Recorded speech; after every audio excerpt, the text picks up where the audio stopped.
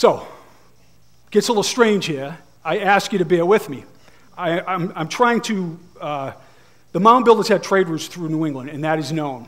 But I was trying to tie up, I'm saying, are the mound builders to be found in New England? Did they make it here? Did they build any of these structures? Did they, what was going on? There's not much known about the history of New England, for instance. So I started to read through historical texts, and I found some strange things.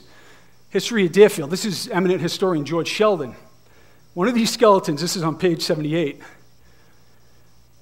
monstrous size, head as big as a peck basket with double teeth all around. Examined by Stephen Williams, who said the owner must have been nearly 8 feet high.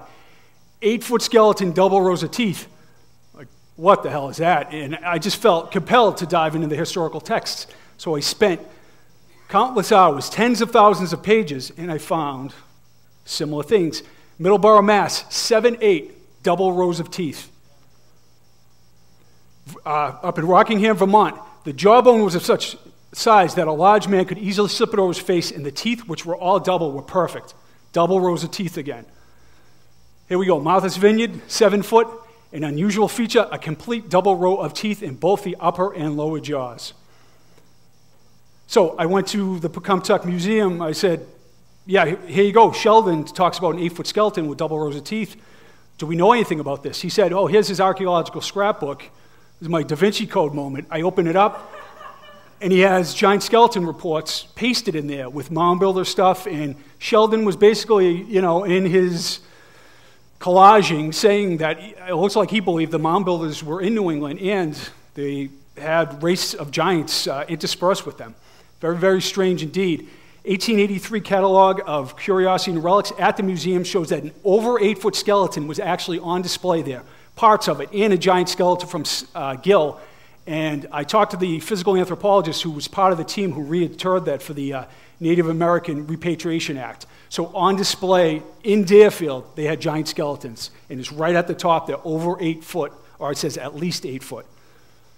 So I'm like, I'm trying, I thought I had credibility with all the stuff I was doing. I'm getting into the twilight zone of research, and I'm like, I just have to follow. I'm compelled to report what I find. And I find that there are other researchers who encountered the same thing and have hundreds of reports in their books. Fred Zimmerman, Ross Hamilton, right here, Philip Reif. I'll just read you quickly. Chapter 5 of his book is called Anatomic Anomalies. At least some of the giants who once inhabited the United States differed from modern humans in ways other than their tremendous size. Judging from the number of their remains, they also possess some unique anatomical features. One of these features that keeps cropping up repeatedly in reports of giant skeletons from a variety of geographic areas and time periods. In fact, it seems nearly every giant skull found with its dentition intact includes the same peculiarity, double rows of teeth. So at least I know I'm partially not crazy. So, Abraham Lincoln, the eyes of that extinct species of giant whose bones fill the mountains of America have gazed on Niagara as our eyes do now. Abraham Lincoln, 1948. Washington uncovered giant skeletons in 1754, working for the Virginia militia. There are many historical accounts. Honest Abe. New York Times, hundreds, Scientific American, American Antiquarian, New York Times. This was known at the time and then eventually buried. Right here, Chief Justice McKean, Judge Bryan, and others found 2 11-foot-3 skeletons. 9 foot out of one of the burial mounds in Wisconsin. 10-foot-9, Wheeling, Virginia. The sheriff found it. On and on and on. Charles Huntington, this is at the Cattaraugus Museum in New York State. He found, when they unearthed these 2 skeletons, a 9-foot male and a 7-foot female, took the measurements, the bones crumbled away like many did because they weren't mummified, although some bones survived and went to places like the Smithsonian. So he made this. I talked to his granddaughter, and she said he was driven to do this by what he saw. I should have somebody the picture for scale, but that's 9 feet tall. Not like, Boston Celtics, 6'2", 9 feet.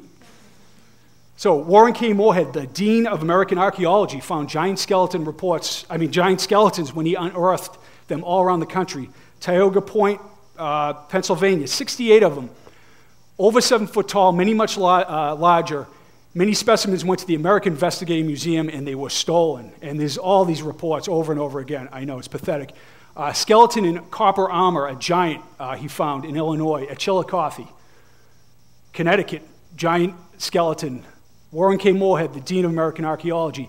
And I found a curious thing in the secret text of the Freemasons and Rosicrucians. They also talk about this. They have, right here in my newest article, I have pictures of the skulls of almost 10-foot skeletons. The Rosicrucians and the Freemasons in their secret texts talked about this and had matter-of-fact reports from like town histories in the New York Times, and they use it to connect it to the lost continent of Atlantis right in the text. So I'll just lay that out there, whatever that means. I know it's a freak show. So the Smithsonian, we're told that it's the height of science, and honestly, I don't want to go down the rabbit hole any further, but there appears to be a lot of misinformation and corruption all around the Smithsonian and what they're doing. Right here in their own reports, 7'6", there's giant skeleton reports in their ethnology reports. Right here, this front skeleton over 7 foot. That's a Smithsonian burial find, Nelson Mound. 8'4", Professor McGee on the left from the Smithsonian. They bought this skeleton, $500 from San Diego, took a tissue sample, and it's down at the warehouse and not to be seen again. Here we go, thighs and skulls sent to the Smithsonian. Smithsonian Institution to determine the age of the skeleton. Yeah, they might determine it, they're not going to tell us.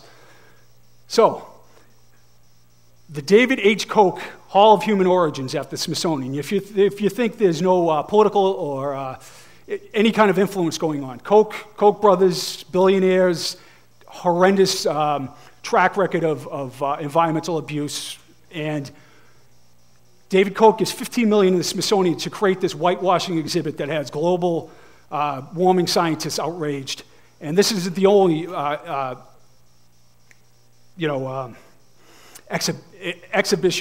exhibit that portrays global warming in such a ridiculous light. So Koch funds this. It's a permanent installation. Jane Mayer from the New Yorker writes an article that eviscerates the Kochs and the Smithsonian. And this is an exhibit. This is true. An interactive game in the exhibit suggests that humans will continue to adapt to climate change in the future. People may build underground cities, developing short, compact bodies or curved spines so that moving around in tight spaces will be no problem.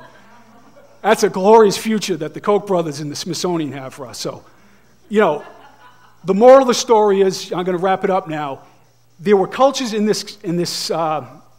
ancient America that lived together, tens of thousands of people in cities. They lived with connection and love and care and respect for all life forms. And right now, we've mastered fear and separation in our society. And we have organizations and institutions keeping the truth from us and just, telling us to go back to sleep. And, personally, I'm pissed, you know what I mean? I'm sick of it. And I've got to talk to thousands of people, and they agree with my sentiment. Enough is enough. Corporations are not people, okay? Corporations do evil stuff all around the globe. We're people.